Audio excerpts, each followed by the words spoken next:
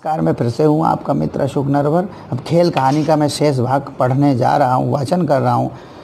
पूरे आनंद के साथ आपको इस कहानी का वाचन करके बताऊँगा। ठीक है, अब मैं आगे बढ़ता हूँ। इसमें जो पिछला शब्द छूटा था, इससे तू किस लिए व्यर्थ व्यथा सह रही है। इससे तू किस लिए व्यर्थ व्यथा माने कष्ट सह रही है। रेत का तेरा भाड़ क्षणिक था, क्षण में लुप्त हो गया, रेत में मिल गया। इस पर खेद मत कर, इस पर खेद मत कर, इससे शिक्षा ले। जिसने लात मारकर उसे तोड़ा है, वह तो परमात्मा का केवल एक साधन मात्र है। परमात्मा तुझे नवीन शिक्षा देना चाहते हैं। लड़की, तू मूर्ख क्यों बनती है? परमात्मा की शिक्षा को समझ और परमात्मा तक पहुंचने का प्रयास कर। आदि आदि।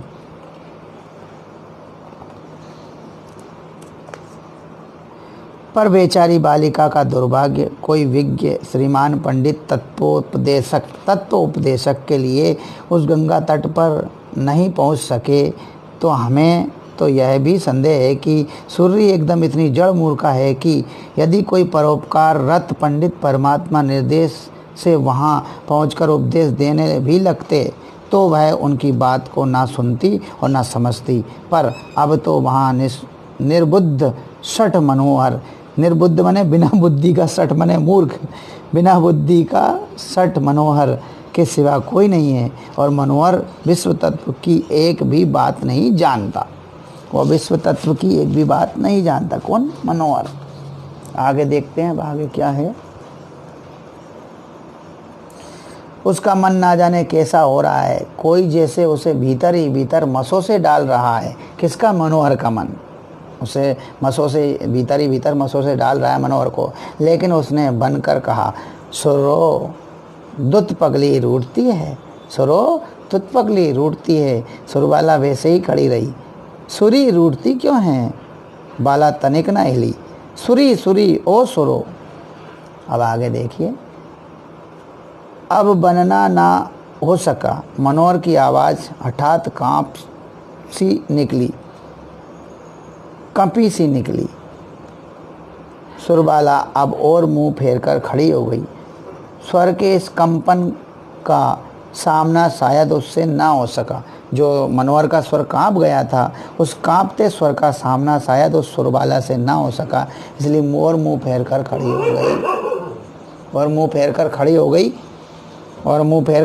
हो गई, है ना। अब आगे। सुरी ओ सूर्या, मैं मनोहर हूँ मनोहर, मैं मनोहर हूँ मनोहर, मुझे मारती नहीं। यह मनोहर ने उसके पीठ पीछे से कहा और ऐसे कहा जैसे वह प्रकट करना चाहता है कि वह रो नहीं रहा है। हम नहीं बोलते। बालिका से बिना बोले ना रहा गया। उसका भाड़ शायद स्वर्ग विलीन हो गया। उसका स्थान और बाला की सारी दुनिया का स्थान कांपती हुई मनोहर की आवाज़ ने ले लिया। स्वर्ग विलीन भाड़ का स्थान और मनोहर की कांपती हुई आवाज़, दोनों ने उस भाड़ का स्थान ले लिया। मनोहर ने बड़ा बल लगाकर कहा, सुरी, मनोहर तेरे पीछे खड़ा है, वह बड़ा दुष्ट है, बोल मत। उस पर रेत क्यों नहीं फेंक देती? मार क्यों नहीं देती? उसे एक थप्पड़ लगा। अब वह कभी कसूर नहीं करेगा। ये मनोहर ने कहा। आगे की बात देखिए। बाला ने कड़क कर कहा, चुप रहो जी। चुप रहता हूँ, पर मुझे देखोगी भी नहीं। नहीं देखते, ये सुरबाला ने कहा। अच्छा, मत ही देखो, मैं कभी सामने ना आऊँगा, मैं इसी लायक हूँ, यह मनोहर ने कहा। कह दिया तुमसे, तुम चुप रहो, हम नहीं बोलते, ये बालिका ने कहा। आगे क्या है। बालिका में व्यथा और क्रोध कभी का खत्म हो चुका था। वह तो पिघल कर बह चुका था। यह कुछ और ही भाव था। यह एक उल्लास था जो व्याज कोप का रूप धर रहा था। दूसरे शब्दों में यह स्त्रीत्व था, माने दूसरे शब्दों में नारीत्व था। नारी का मूल स्वभाव था। मनोहर बोला, लो सूरी, मैं नहीं बोलता, मैं बैठ जाता हूँ, यही बैठा हूँ, तुम जब तक ना कहोगी ना उठूँगा ना बोलूँगा, ना उठूँगा ना बोलूँगा, ये कहा मनोहर ने। अब आगे देखिए।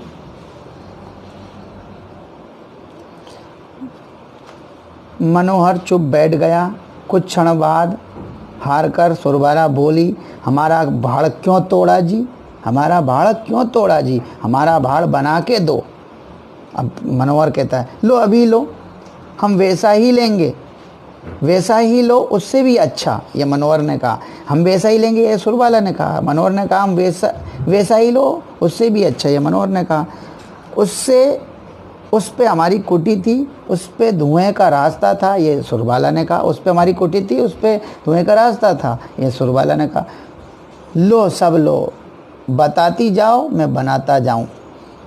हम नहीं बताएंगे, तुमने क्यों तोड़ा, तुमने तोड़ा, तुम ही बनाओ, ऐसा उसने कहा सुरबाला ने। अच्छा, पर तुम इधर तो देखो, इस मनोहर ने कहा। हम नहीं देखते, पहले भाड़ बना के दो। मनोहर ने एक भाड़ बनाकर तैयार किया। कहा, लो भाड़ बन गया। बन गया? ये सुरबाला ने पूछा प्रश्न। बन गया? मनोहर ने कहा, हाँ। अब आगे कहती है वो, धुएं का रास्ता बनाया, कुटी बनाई, सो कैसे बनाऊं, बताओ तो। सो कैसे बनाऊं, बताओ तो। इस किसने पूछा ये प्रश्न?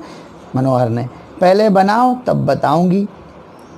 बाड़ के सिर पर एक सींग लगाकर और एक एक पत्ते की ओट लगाकर कहा, बना दिया। तुरंत मुड़कर सुरबाला ने देखा, अच्छा दिखाओ। सींग ठीक नहीं लगी जी, पत्ता ऐसे लगेगा। आदि आदि संशोधन कर चुकने पर मनोहर को हुक्म हुआ,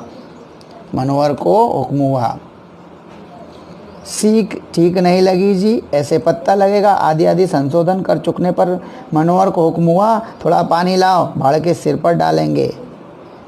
मनोहर पानी लाया।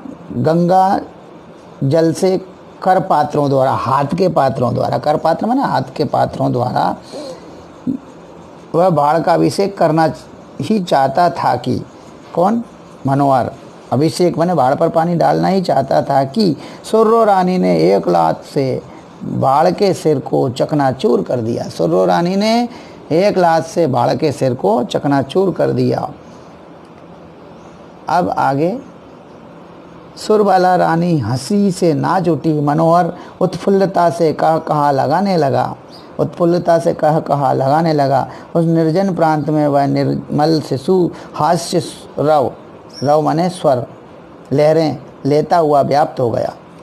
माने वह निर्मल शिशु हास्य रव लहरें लेता हुआ व्याप्त हो गया। माने निर्मल शिशुओं का हास्य, निर्मल शिशुओं की हंसी का वह स्वर लहरें लेता हुआ व्याप्त हो गया, मतलब फैल गया। सूरज महाराज बालकों जैसे लाल लाल मुंह से गुलाबी गुलाबी हंस रहे थे। गंगा मानो जानबूझकर किलकारियाँ मार रही थी।